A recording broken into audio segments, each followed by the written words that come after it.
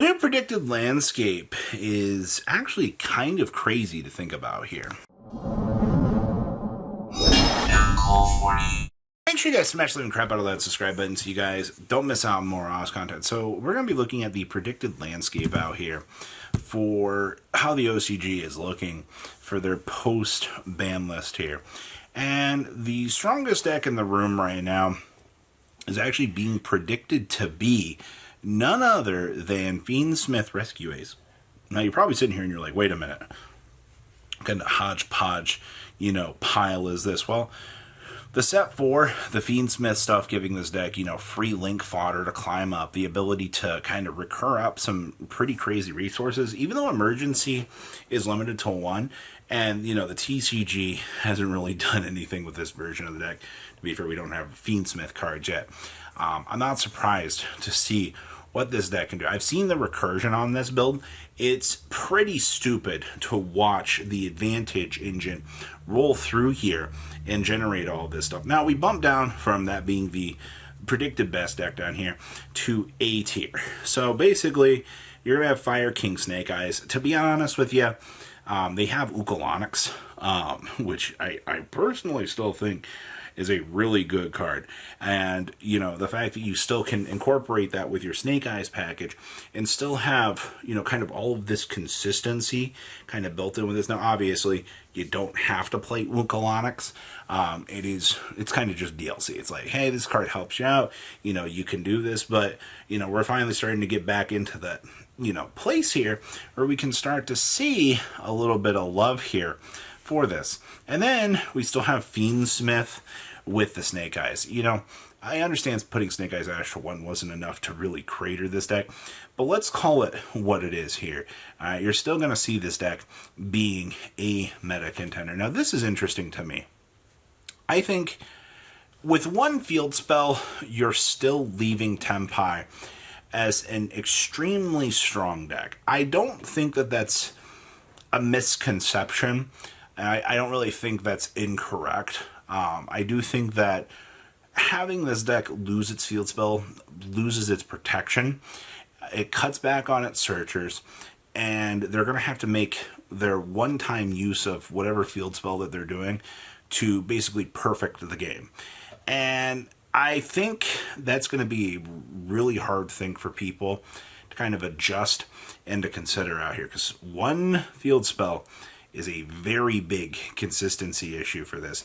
And then we have Fiendsmith Ubel as the other predicted deck in the room here. Now, interestingly enough, I think that this deck is like one of the 2 best decks in the room. I think it's a completely ignorant thing to kind of discount this and go, hey, this is A tier, but I think the boards of this deck can make the rewriting effects.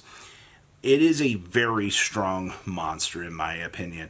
So I would personally have this up near S tier, just for what you can do. But to leave A tier in the current wake of devastation that it is, I think is currently kind of interesting. Now, Memento being the headliner here for B tier. We've covered a lot of Memento gameplay on this channel. You have seen a lot of what this deck can do. Problem is you have to be a good player. You have to know where your start lines are. You have to know how to get to full combo, and you have to know how to get to that combo in reverse, because there will be certain points where you'll have the means to get to the end of the combo present, but you have to find all the pieces along the way to kind of set up. And the deck is very unique. It has issues with, Shifter, yay! I like this deck a lot. I think that this deck is going to be a very, very, very good contender. They're still leaving Chimera good stuff in B tier. This deck gained nothing, it lost nothing. I don't see any reason to be sitting around out here rolling around with this. Like, this is fine. Flamber's Dragon at full power. So this is what, like the pure Snake Eyes build? Pure Snake Eyes has just been getting, bomped upside the head for these continuous consistency hits. That's fine. Having those hits roll back is what we need to be seeing here. Spiral's also in B tier. I'm going to be honest with you, I find this kind of interesting. That one movement to Spiral, does it do enough to push this to B tier? I feel like there's a lot of copium here with this. Melodious Pendulum, yeah, the TCG doesn't get to play this version of the deck because we don't have the very best support card in the world called Electromite. Yeah, all of these pendulum resources that you can kind of sculpt around out here and shape up, no, we can't do that out here. Pure Ubel. I don't know why you're not playing Fiendsmith.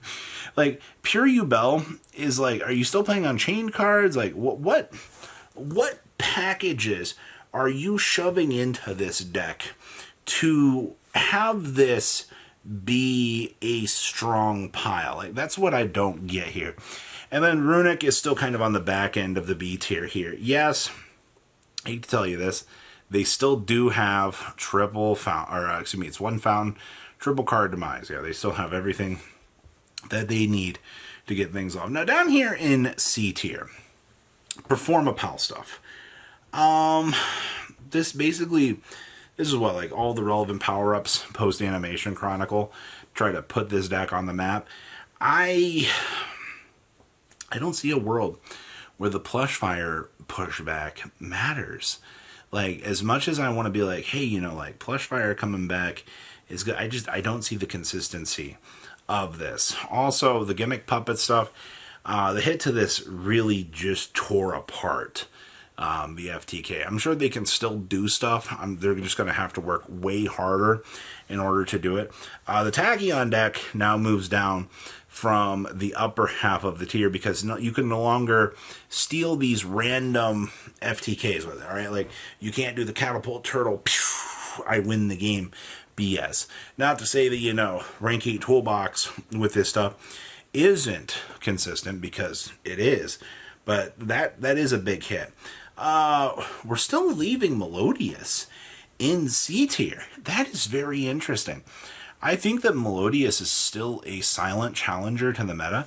I think a lot of people are going to continue to be surprised by what Melodious kind of brings to the table. And they still have Infernoid in C tier. I guess, to be fair, there's got to be like one out of like 40 games that you just play against this deck, and your opponent opens up the grass, and you don't open up any method to kind of clean up, you know, the problems that are coming with it. So I find that to be interesting. Now down here in D tier, Magispectors, or I guess Unicorn in general, I don't see a world where these decks just don't hack a copy of this card, because this card's pretty good.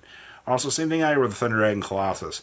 Seeing that, you know, Pendulums will be able to test this stuff, I don't see a world where this is untestable. You know what I mean? I think this is fine. Whitewoods are still all the way down here in shit tier. Like, holy crap, man. Like, Whitewoods have been predicted to be one of the coolest decks entering into the TCG here. People want to test Whitewood Runic. They want to play the toy box stuff. They want to, you know, see what this pile can do. But for whatever reason out here, you know, in the OCG, this deck just keeps getting pushed further and further down the dumpster. It's crazy. And then we have Melodious Snake Eyes. I'm just going to kind of throw this out here. Why are you playing this version of the deck when there are infinitely better Snake Eyes versions available to you? I still don't understand that. And of course, Centurion. You guys don't have Calamity. I don't know why this is literally just one of the you're still trying out here. You think this is cute? It's not. All right, and then Voiceless Voice is the lowest tiered deck down here. It hurts my soul seeing so low down here on the list, because it's fallen so much, and I don't know what to say. Like, you figured Voiceless Voice would be doing better, but it really isn't. So, major takeaways with this tier list. It's a change. All right, it shifts things around. It does give other decks a chance to kind of see some play. You know, does it, you know, look like a competently crazy format? No, but I think it's enough to get the job done for what you want to see. So, what do you guys think? Please leave a comment down below. Tell me what you guys think. I'll see your beautiful faces back here later in the day, guys. Peace. patrons. Thank you.